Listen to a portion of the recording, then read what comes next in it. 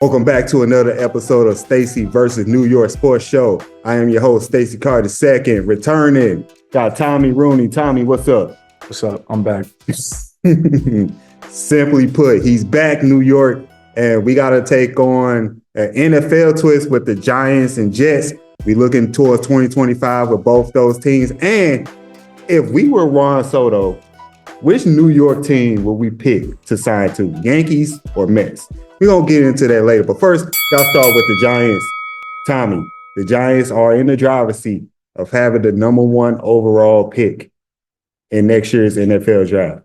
Just been awful from the jump. Daniel Jones, once again, is the center of criticism for the New York Giants. Let's just talk about them in 2025. Should they take a quarterback in that draft and move on from Daniel Jones? I think they have to. Just if you look at Daniel Jones' contract, which, it's not fully guaranteed. It's only guaranteed if he gets hurt at some point this season and misses games. So if I was the Giants right now this week, I would bench Daniel Jones. Really? I would put in Drew Lock because then you save yourself from the possibility of having to pay him that guaranteed money if he gets hurt. So if you put Drew Lock in, you're already tanking at this point just by having your team out there with the starters. You might as well put Drew Lock out there, tank a little bit more. Maybe Drew Lock wins you a game. You don't know.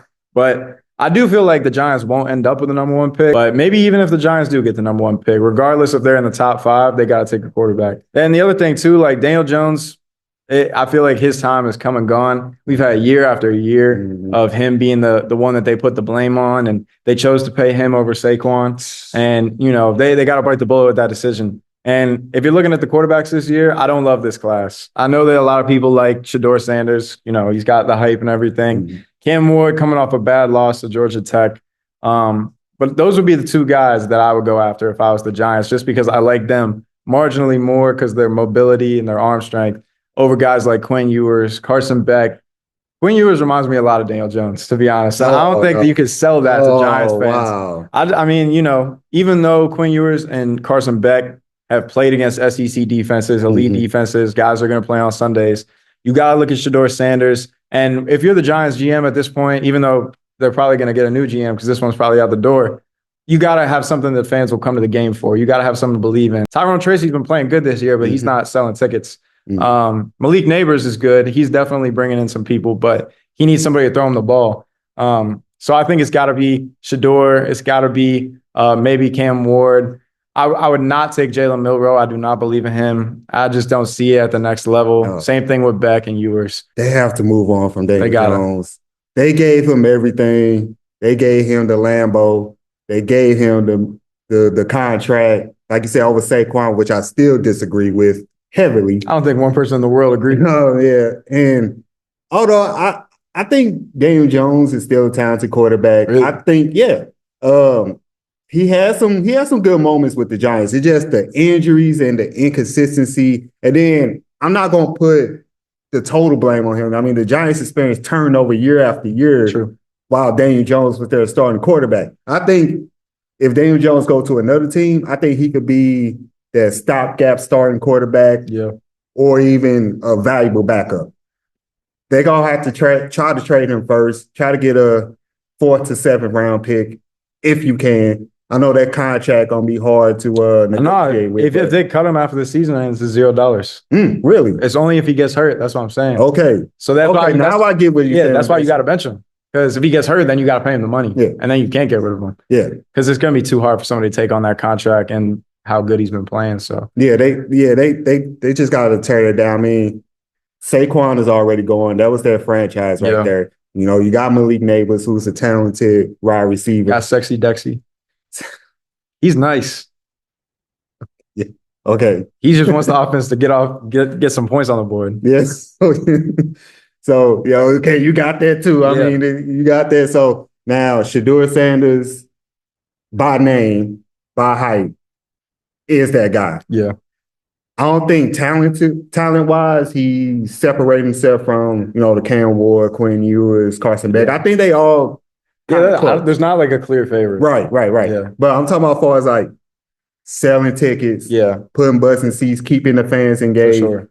You want Shedeur on your team. Yeah. However, I'm under the impression that the Sanders family wants to control their destiny. Yeah. Sort of like You thinking the Cowboys are out?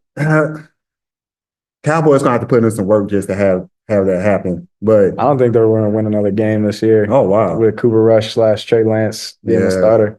Yeah. I mean, maybe. I don't know the rest of their schedule off the top of the head, but they looked horrible against the Eagles. Oh yeah, they did. But continue with the Giants and Shedeur.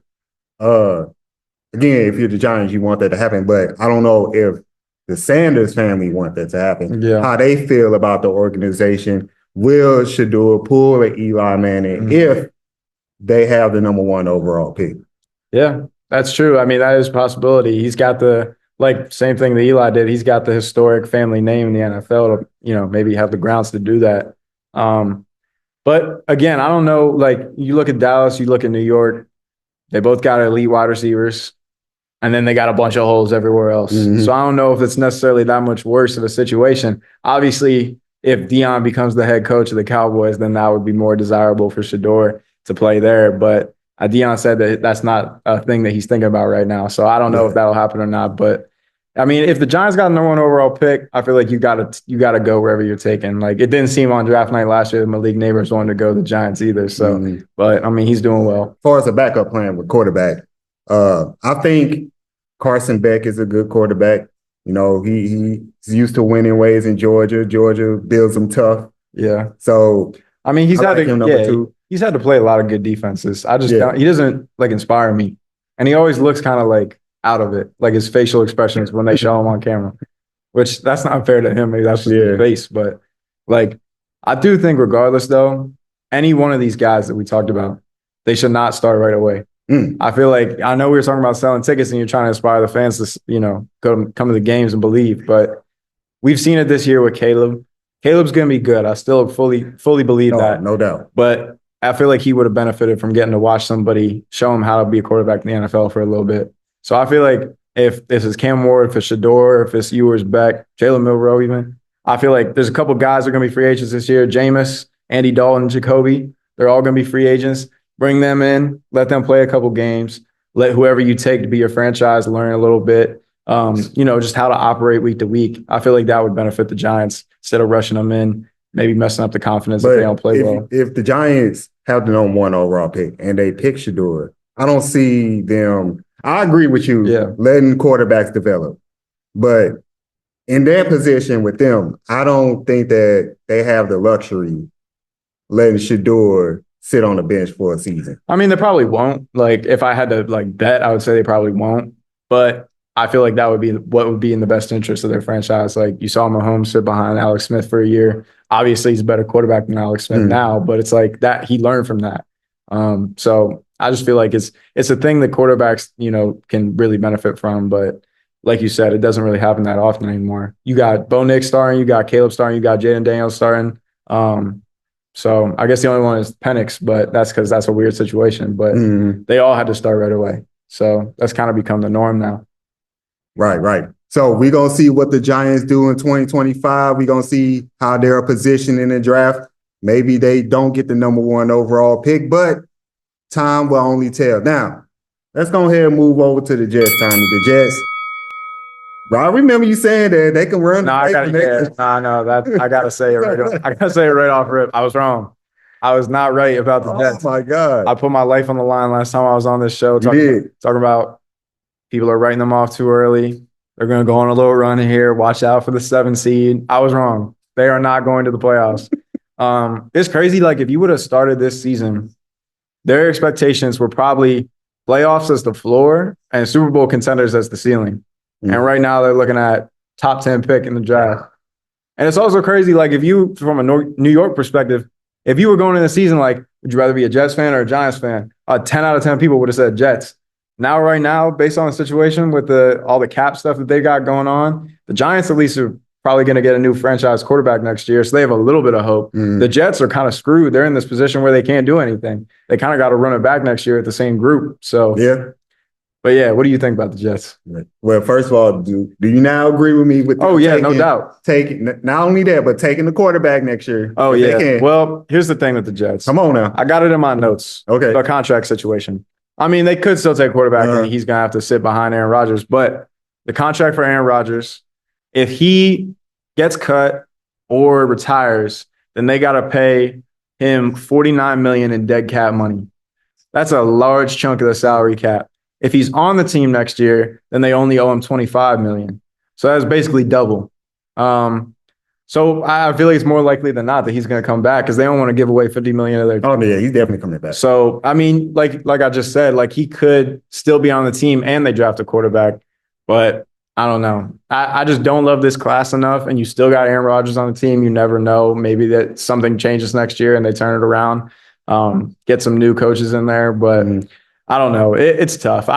If I'm the Jets, depending on where they land, like maybe they get like the 11th or 12th pick and all the big name quarterbacks are off the board and you're stuck with like Milroe or Carson Beck. I don't think either of those guys are worth taking that high. So maybe just take an O-lineman, take somebody that's a position of need, and hopefully things change next year. Yeah, I can agree with that. Now, the question that we're posing here is how can we fix the Jets in 2025? Like you were saying, and I agree, they got to roll with Aaron Rodgers. You got to play that money out. Yeah. You invested way too much into it. They also owe Devontae. Yeah, Devontae Adams. $35 million. Oh man. It's like $80 million between the two of them, which is crazy for 1 year. Yeah. So they're playing, they have to build their offensive line. Yeah.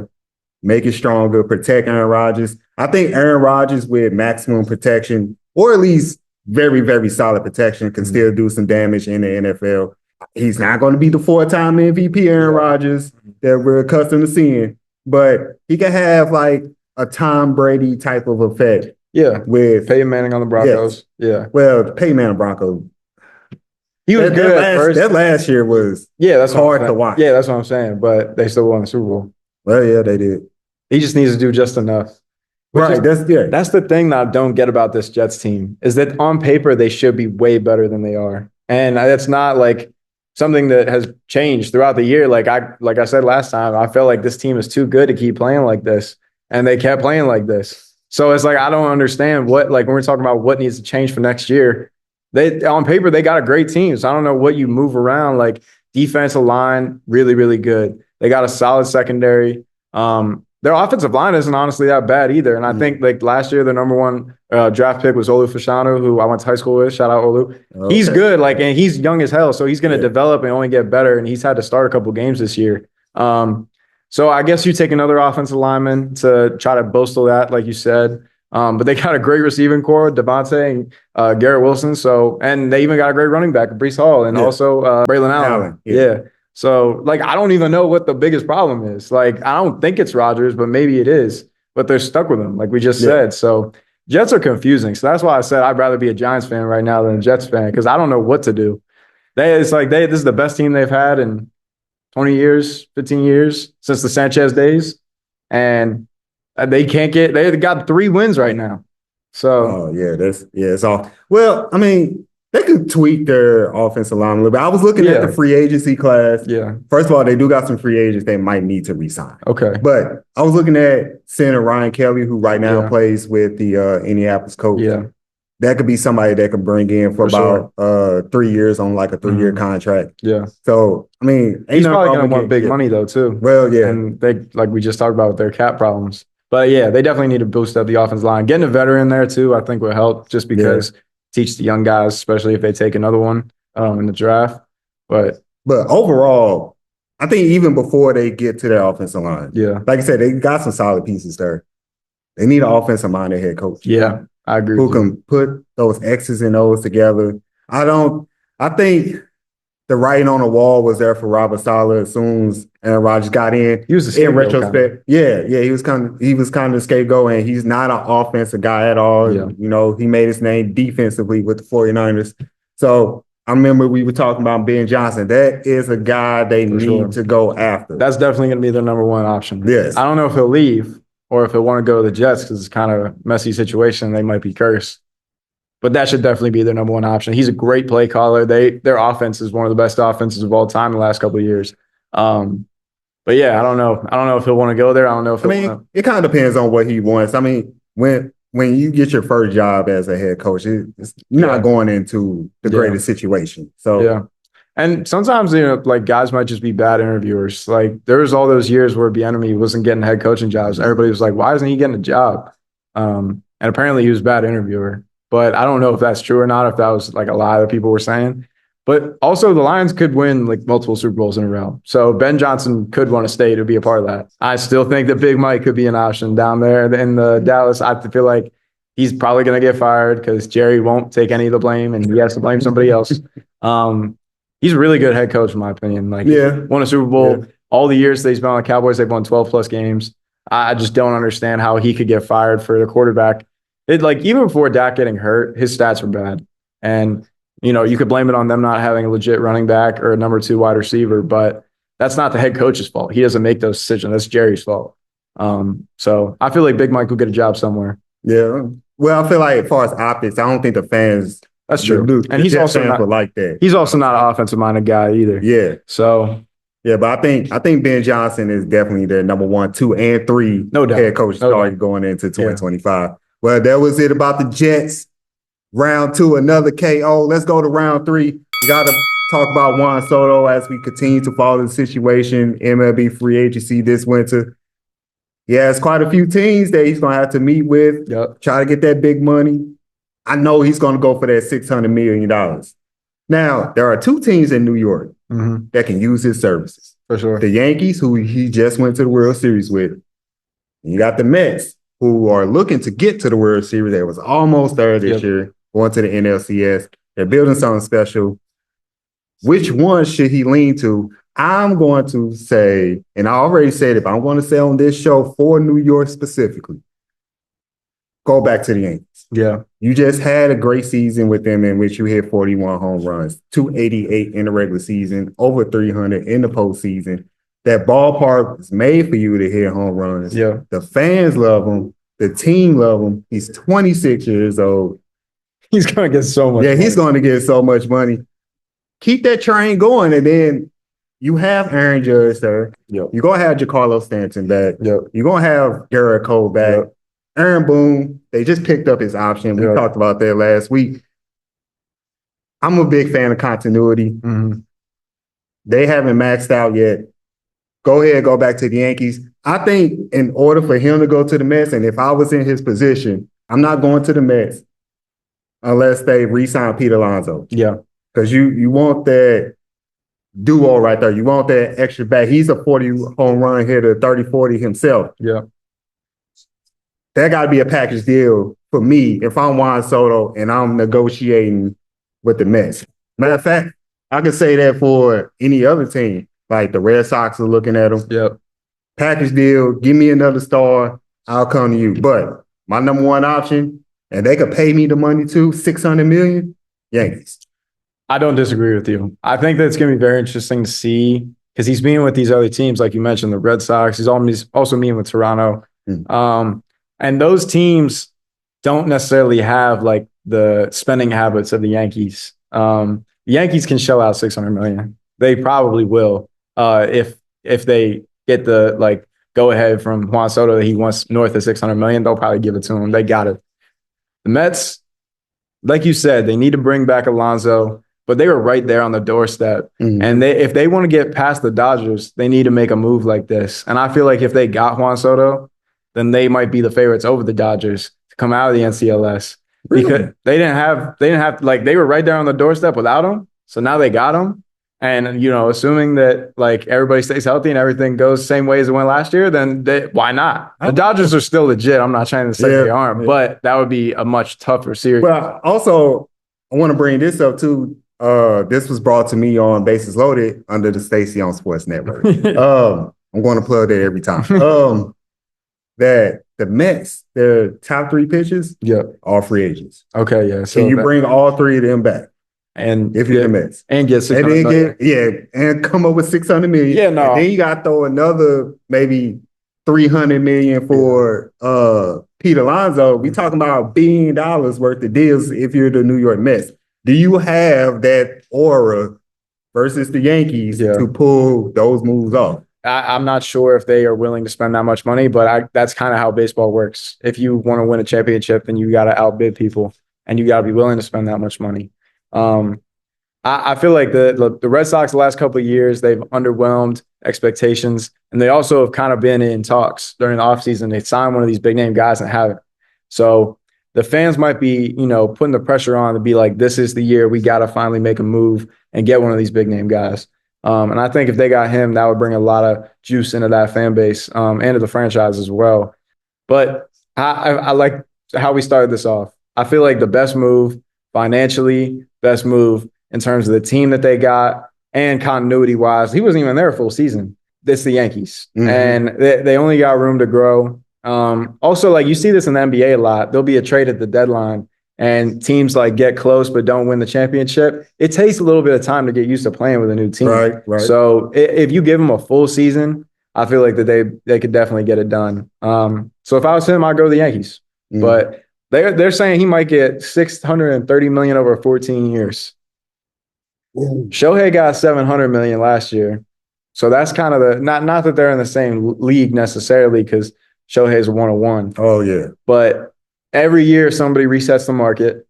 And I don't think that Juan Soto is going to get that much, but he's going to reset the market for basically the rest of the MLB. Oh, definitely. Shohei's kind of in a class of his own. But I don't know. I feel like he's probably going to get over $600 million. That's what everybody's saying. And the teams that he's interested in all got big money. So it's going to happen probably. 14 years? 14 years. 14? Yeah.